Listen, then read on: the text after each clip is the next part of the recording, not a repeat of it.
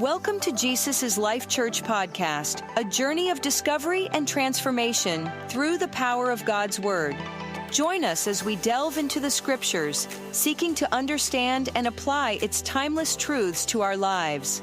As we share today's message, we invite you to pause, reflect, and listen for the gentle whisper of God's Spirit, guiding you into a deeper understanding of His Word and its transformative power in your life and the world around you. Jesus इस life church में आपका स्वागत है। यहाँ हम एक ऐसे mission पर केंद्रित हैं जो हमें हमारे प्रभु यीशु मसीह के सच्चे शिष्य बनने के लिए प्रेरित करता है। हमारे साथ जुड़े और उस अद्भुत यात्रा का हिस्सा बने जिसमें हम यीशु के प्रेम, शिक्षा और अनुग्रह को अपने जीवन में अनुभव करते हैं और दूसरों के साथ साझा करते हैं। धन्यवाद।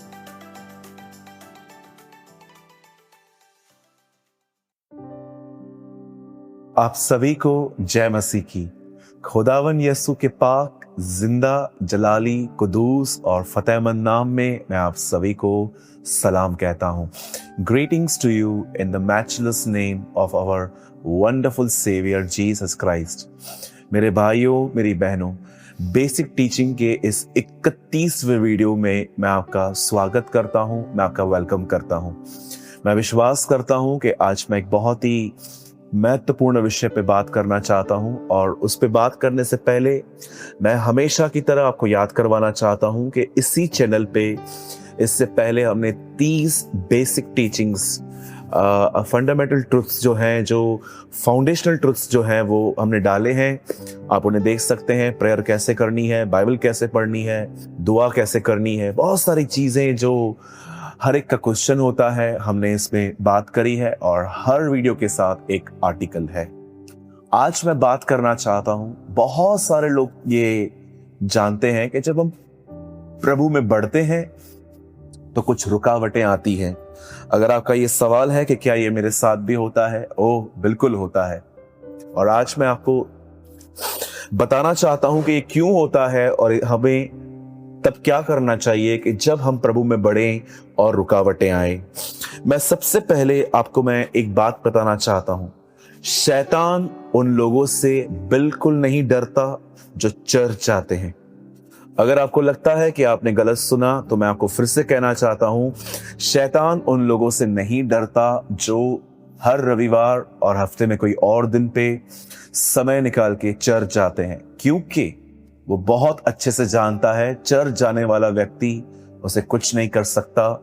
लेकिन सदैव याद रखिए, वो उन लोगों से परेशान होता है जो चर्च जाने के बाद जीसस को फॉलो करना सीखते हैं, क्योंकि अधिकतर लोगों के बारे में वो जानता है, उन्होंने सिर्फ खुदा बदला है पर उनका दिमाग वैसा ही है, उनके मन अब तक पुराने ही हैं। अगर आप मुझे बताइए, अगर एक व्यक्ति जो खुदा में है और आज भी वो मूवीज पे, थिएटर में मूवीज देखने जाए, अगर वो स्मोकिंग करे, ड्रिंक करे, गैम्बलिंग करे और आज तक भी वो एक अफेयर में अपनी लाइफ जिए, तो शैतान के लिए वो क्या बन सकता है, क्योंकि वो ऑलरेडी उसके हाथ में है।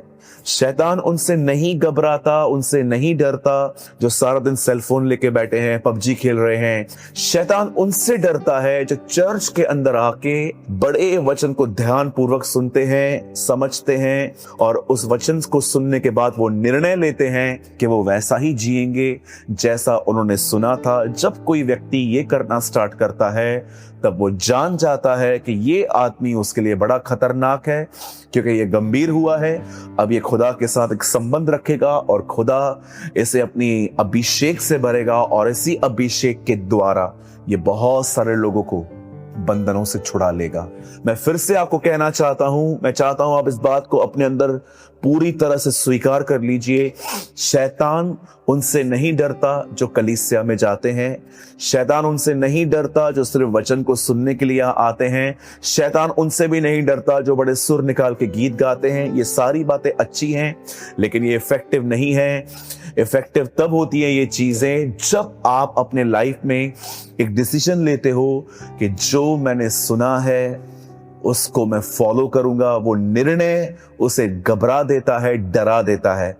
और अगर आप एक ऐसे व्यक्ति हैं जिसके साथ ऐसा होता है कि आप निर्णय लेते हैं और उसके बाद आप गंभीर बनते हैं, जब बढ़ने की कोशिश करते हैं रुकावटें आती हैं, ये आएंगी क्योंकि वो जानता है आप ही वो व्यक्ति हैं जो बहुत बहुतों को खुदा के पास ले आएंगे।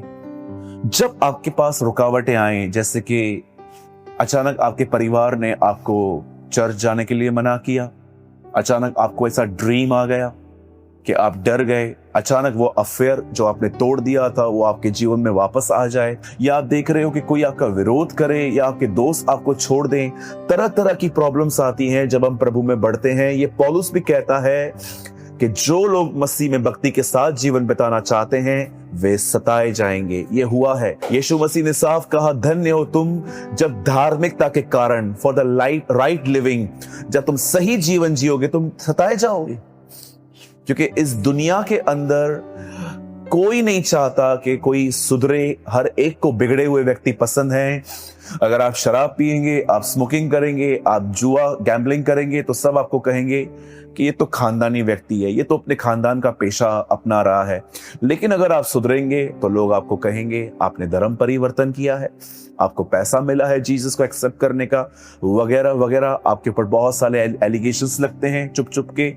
लेकिन हम जानते हैं कि हमने क्या स्वीकार किया है। हमने धर्म नहीं, हमने अपने परमेश्वर को अपना जीवन दिया है जिसने हमें बदल दिया है, और इस बदलाव को लोग अलग अलग तरह से बुलाते हैं।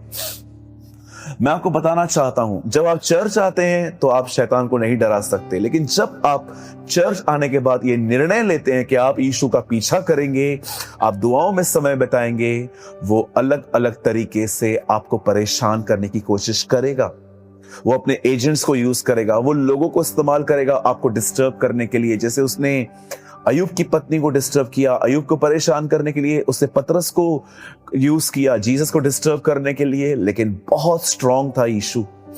अब मैं आपको बताना चाहता हूं, जब आपके साथ ऐसा हो तो आपको क्या करना चाहिए। सबसे पहले मैं आपके सामने एक वचन रखना चाहता हूं, मरकुस का 10 अध्याय और 48। बहुतों ने उसे डांटा कि वह चुप रहे, पर वह और भी पुकारने लगा कि हे दाऊद की संतान, मुझ पर दया कर। हम यहां पर देख रहे हैं जीसस एक जगह से गुजर रहे थे, यरीहो नगर से, और वहां एक व्यक्ति बैठा हुआ था।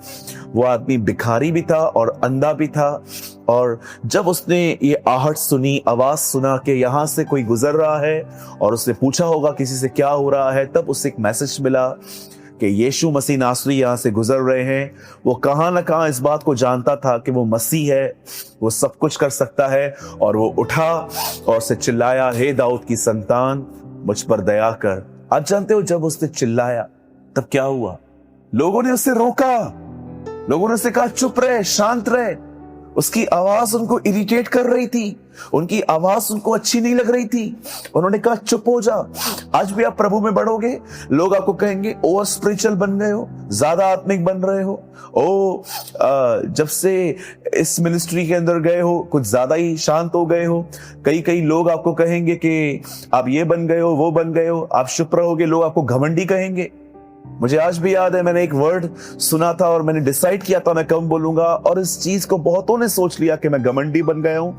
बल्कि मैं घमंडी नहीं था, मैं एक प्राइस पे कर रहा था जो खुदा ने मुझे कही थी।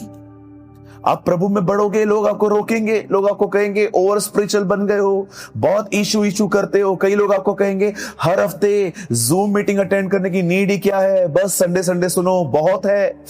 याद रखिए, जब लोगों ने बरतुमाइस के पुत्र को, तिमाई को, उसको रोका, बाइबल बताती है वो और चिल्लाने लगा, वो और पुकारने लगा, मेरे भाइयों मेरी बहनों रुकिए मत।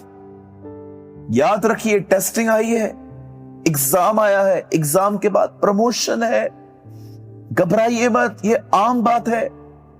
आप शैतान के लिए विस्फोटक बन रहे हैं, इसीलिए वो घबरा गया है। इसलिए ड्रीम्स, लोग अलग अलग तरह से वो आपको डिस्टर्ब करने की कोशिश कर रहा है। बरतुमाई रुक नहीं गया, उसने उसको और पुकारा। रुकिए मत, खुदा को पुकारिए कि प्रभु मुझे ताकत दे कि मैं लोगों के ताने, उनकी अब्यूज लैंग्वेज, और मैं बहुत कुछ सह पाऊं, और खुदा आपको फजल देगा। आप जानते हो उसके बाद क्या हुआ? पुकार प्रभु यीशु तक पहुंची गई, और यीशु ने कहा उसे बुलाओ। वही लोग जिन्होंने उसे कहा शांत रहे, अब वही लोग उसको कहते हैं चल, वो तुझे बुला रहा है। टेबल अपसाइड डाउन हो गई, हालात बदल गए। और वो सीधा यीशु के सामने पहुंचाया गया और प्रभु ने उससे कहा, मेरे बच्चे बता मैं तेरे लिए क्या कर सकता हूं। उसने कहा, प्रभु मैं देखना चाहता हूं। कितना जेंटलमैन है यीशु, जानता भी था वो अंधा है, उसकी आंखें नहीं है, फिर भी वो उसको कहता है, क्या तू कुछ और चाहता है, मैं तेरे लिए वो करूं पहले। How gentle is he. और उसके बाद वो कहता है, प्रभु मैं देखना चाहता हूं। और खुदा उसकी आंखें खोलता है और वो अपने जीवन में पहला व्यक्ति यीशु देखता है। और बाइबल बताती है उससे भी खूबसूरत काम जो उसके साथ हुआ वो ये था, वो मार्ग में यीशु के पीछे हो गया। मेरे भाइयों मेरी बहनों, प्रभु में बढ़ेंगे, रुकावटें आएंगी, लेकिन डरिए मत, खुदा को पुकारिए। आप शैतान की चालों को पहचान लीजिए, समझ लीजिए कि ये इसीलिए हुआ है क्योंकि मैं बढ़ रहा हूं। जो नहीं बढ़ता उसकी जिंदगी में कभी कुछ आता भी नहीं है, लेकिन जो बढ़ते हैं उन्हीं का विरोध होता है। जो बढ़ते हैं उनके लिए ही अलग अलग तरह तरह की बातें की जाती है। आप कुछ मत करो, आपके लिए कभी चर्चा नहीं की जा सकती, लेकिन जब आप प्रभु के काम में बढ़ोगे, आपकी निंदाएं होंगी, आपकी बुराइयां होंगी, आपको बुरा भला कहा जाएगा, आपके लिए फॉल्स स्टोरी सुनाई जाएंगी कि ये ऐसा है, ये ऐसा है। उन्हें जो करना है करने दीजिए, आप प्रभु में बढ़िए, ध्यान मत दीजिए। हमारा प्रॉब्लम ये नहीं है कि लोग हमारे बारे में कुछ बोलते हैं, हमारा प्रॉब्लम ये है कि हम उनकी तरफ ध्यान देते हैं। मेरे भाइयों मेरी बहनों, मैं विश्वास करता हूं आज के इस छोटे से वचन से आपको ब्लेसिंग मिली होगी। मैं बंद करने से पहले फिर से कहता हूं, शैतान उनसे नहीं डरता जो चर्च जाते हैं, वो उनसे डरता है जो चर्च आके यीशु मसीह का पीछा करते हैं। क्योंकि ये आज ये हो सकता है कि आप कलीसिया जाते हैं पर खुदा के आपके साथ कोई संबंध नहीं है। संबंध बनाइए। और मैं आपको बताना चाहता हूं, मैंने इससे रिलेटेड एक आर्टिकल लिखा है। वो आर्टिकल बड़ा मजेदार है, अगर वो आपको चाहिए तो जो नंबर नीचे आ रहा है उस पर नहीं, जो नंबर इस समय आपकी स्क्रीन पर बड़े अक्षरों में इस समय आपके सामने है, आपको यहाँ पर आर्टिकल लिखना है, अपना नाम, अपने शहर का नाम हमें व्हाट्सएप करिए और नीचे लिखिए प्रभु में बढ़ना, मात्र इतना लिखिए और हम आपको आर्टिकल हिंदी इंग्लिश दोनों लैंग्वेजेस में भेज देंगे।